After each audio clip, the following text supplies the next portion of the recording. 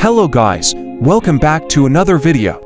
In this video we will have a long-term review of Google Pixel 6, the true flagship smartphone by Google from 2021. Google's revamped flagship has lit up support forums and Reddit with early adopters spotting problems, including issues with connecting to cars, the refresh rate, a slow fingerprint scanner and 5 problems. Google is however rolling out updates this month to fix those issues and more.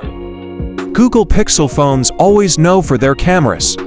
So at the end of this video we will see some sample footage taken from this Google Pixel 6 camera.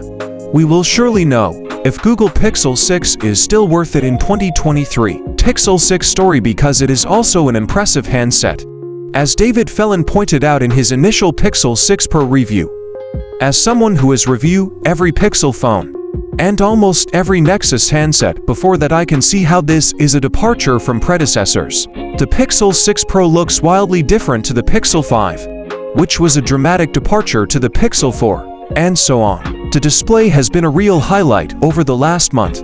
Google has done a good job in the brightness department, with the screen being clearly visible on sunny days. The fingerprint reader, however, has been a letdown. It's so achingly slow that it almost feels manual, like there's a little disheveled guy behind the screen, swamped with fingerprint verification requests and racing to clear his inbox backlog. Under-screen fingerprint readers are broadly not good. So Google isn't alone here, but the Pixel fingerprint scanner seems slower than recent competitors. I will say that it is accurate though. I need to mention that battery life is absolutely horrendous, especially if I'm using the 5G network on Jio. The phone is pretty thick and heavy and Google should be ashamed of having this terrible battery life. Android 13 is really well represented on the Pixel 6. This is part of why Google's inability to flush out problems is so frustrating. The promise of stock Android on the Android phone is enticing. Some of the updates in Android 13 are really nice. Currently I'm using Android 14 Beta 3.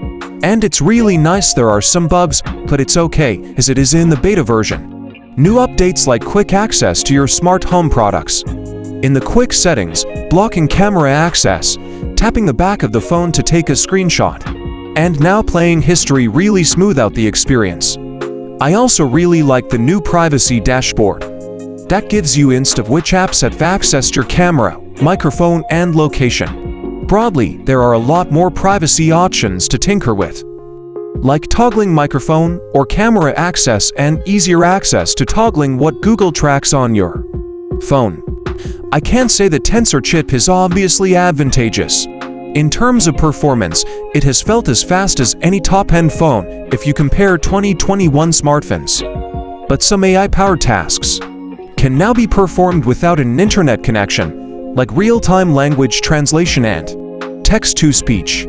Other improved AI features include mixing in commands with voice typing, isolating voices when recording videos, or faster image identification via Google Lens. This all feels much more natural than before because these tasks are faster and more fleshed out. For me, though, the most important upgrade Tensor brings is the 5 years of security and OS updates, which finally add some longevity to Android phones that had previously only been available on iPhones. The camera remains a highlight of Pixel phones. The Pixel 6 ability to point and shoot while producing excellent images is almost unmatched. The new 5.0 sensor picks up a surprising amount of detail, with good color accuracy and excellent HDR. Portrait images can be a mixed bag if there's any complexity in the shot, with the software failing to properly blur out the background.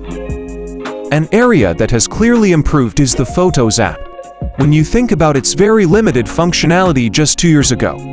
Compared to the editing options available today, the journey the app has been on is truly impressive.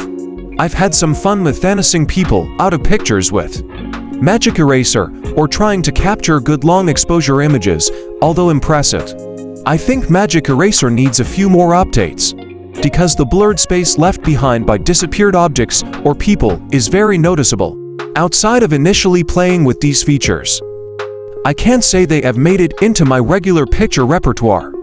but Real Tone has made a big impact on my casual photography. The big question is, does the Pixel 6 Pro represent good value for money in 2023? The Google Pixel 6 is no longer the brand's flagship in 2023 and will fall behind by another generation before the year ends. The 8th generation offering is expected to be released in the second half, raising certain question marks about the 6th generation's continued viability. The selection of any device depends on the needs of a buyer, and the Google Pixel 6 can adequately cover any requirements compared to the Pixel 7. The fall-off in stats is quite minor. The processor of the 7th generation is a definite upgrade, but the gap between the Tensor and G2 versions could be more manageable.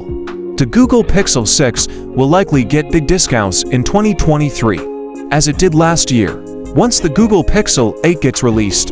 If you can wait for the Pixel 8 and have the budget, then wait for the Pixel 8.